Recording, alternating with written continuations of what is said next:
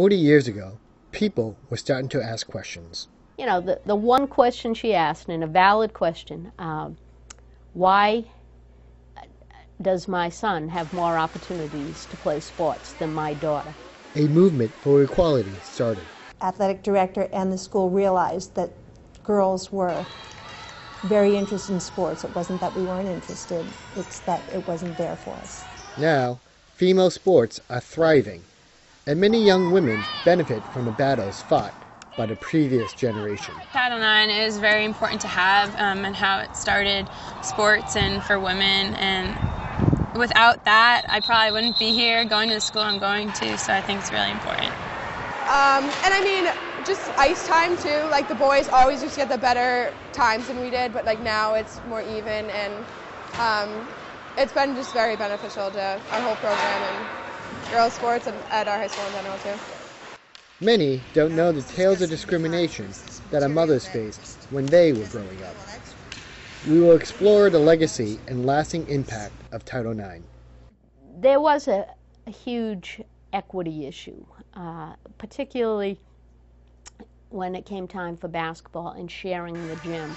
I remember we used to get out of school, I believe it was at 2:15, and the girls were able to have the gym from 2:15 to 3 o'clock, and that was our practice initially. And but I have to say, give credit to my mother. She moved forward, went to the school committee. First went to the athletic director, then the school committee to say, you know, the one question she asked, and a valid question, why does my son have more opportunities to play sports than my daughter? You know, little did my mom know at the time that she was a leader in the women's liberation march, I guess. But, you know, it just made sense. And it's a question that makes sense, and it makes sense now. Title IX makes sense because there were huge inequalities 40 years ago. Some schools didn't have sports for girls, while others didn't respect what they did. Joanne Lear of Cohasset experienced inequality at the Catholic high school she attended in New Jersey. However, she helped change that situation when she started talking to her athletic director. I started having a little conversation about him, saying girls get no respect. You'd understand you have some really good athletes in the school, and there's no outlet for us. We have to go outside of school to get it. And he says, what can you do? How can you show me your abilities? I said, I will challenge your fastest football player in a sprint any day. And I'll tell you that a few of us girls could beat them. And he's like, oh yeah, right, okay. I said, you're on right now if you're up for it. And he called a couple of his guys over, and we blew them out of the water. Absolutely. One particular friend of mine and I just left him in the dust, really. And he was just like, oh my gosh, wow, this is incredible. And he said, there has to be an outlet for you. We ended up having a team. We practiced.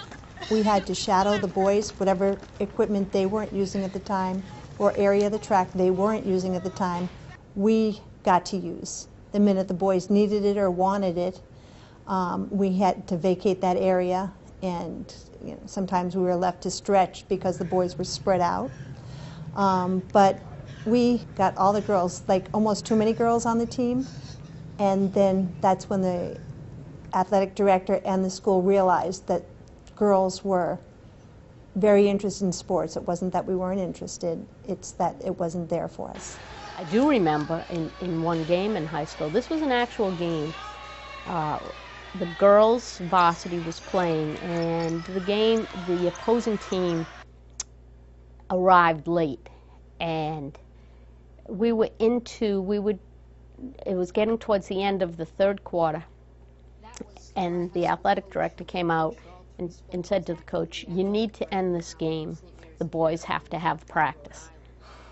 It was shocking. I mean, even then, you knew that didn't make sense, and my coach, to her credit, refused to do that. Something like that develops an animosity as to, wait a minute, why is that happening? Why would it would be unheard of? The boys would never end a practice or a game early to accommodate the girls, so it shouldn't happen the other way.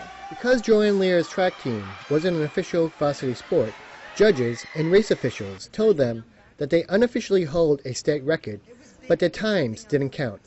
Early statistics weren't kept, making it difficult for area athletic directors from nominating early female athletes to their Hall of Fame. Cohasset High star basketball player Sammy Lear shares her feelings about the unrecognized achievements of female athletes before her. I don't even know what to say.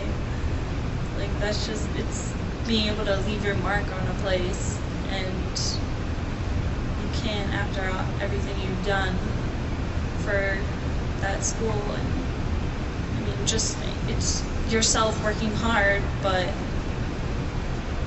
you don't have anybody to look up to 30 years ago saying thank you for putting your time and effort into it and allowing us to do this and play today and have a uniform and have a court time and everything, because I'm sure they didn't have set rules or set schedules for women to play in the gym whenever, or have the same amount of time. So I wish we could go see those women and say thank you. The impact of Title IX is felt both on the field and off the field. Hingham High field hockey coach and history teacher Susan Petrie explains.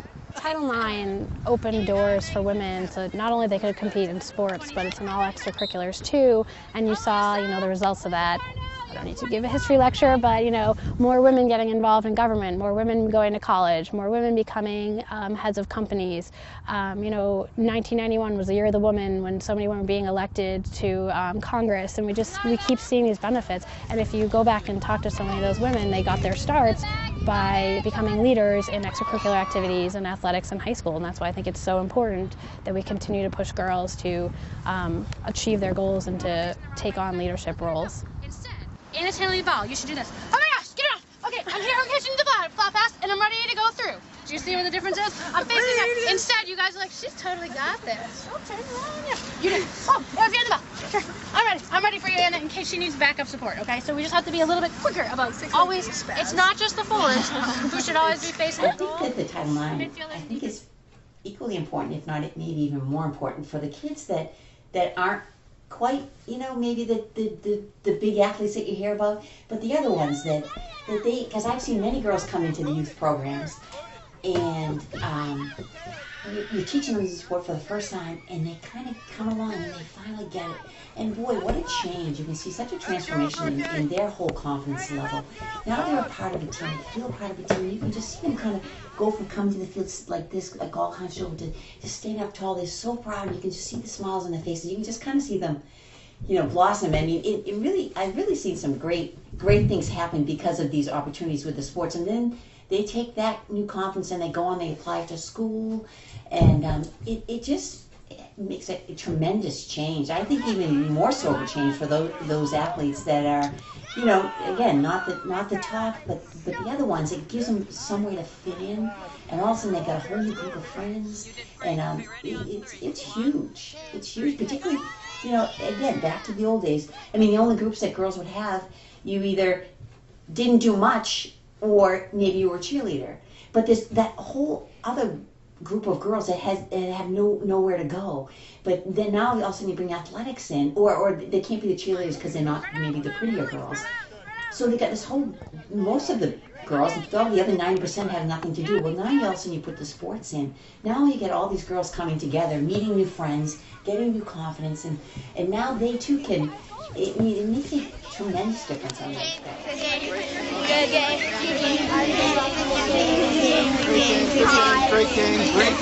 There's so many life lessons that you learn from playing a sport, with teamwork and backing each other up, and the connections you make with one another, and really being reliable and helping out the people who you're with all the time.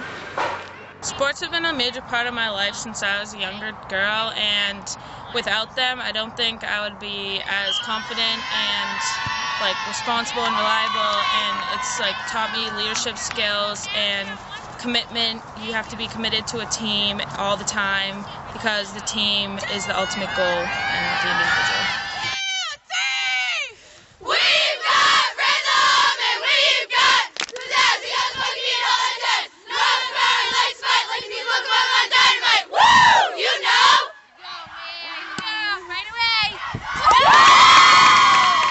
I think kids look up to me not only because I'm a senior, but I always give it everything I have, and I've been told that by numerous people. And it's funny because we coach camps in the summer, and the little girls, it's so cute to see their little eyes light up when me and some other teammates walk in the gym, because I remember back when I was in like 5th and 6th grade, I was the water girl for the high school team, and I used to be the same exact way, so I know exactly how they feel. Currently, there are field issues for the softball team at North Reading High. The professional leagues for women are slowly developing. Single-sex classrooms at public schools in Alabama and Idaho are being challenged by the ACLU. The need for Title IX is still there. A number of female athletes hope to continue the legacy of their parents and defend a program that has enriched their lives. I knew my mom had done gymnastics, and she ran track and everything, but when I heard that she was the one who started this program, it was just like, okay, that's pretty awesome. What am I going to do now to follow up with that kind of? I think the important thing is teaching every single woman, how important it was and what the women before us did. And you don't want to forget the history. And, those women are unfortunately forgotten right now, but if we can keep them in the minds, then it'll keep women working harder and not allowing us to go back at all, and just keep taking steps forward rather than going backwards. And I think that's the biggest part of Title IX right now, is teaching the youth about how important it is in our lives as women.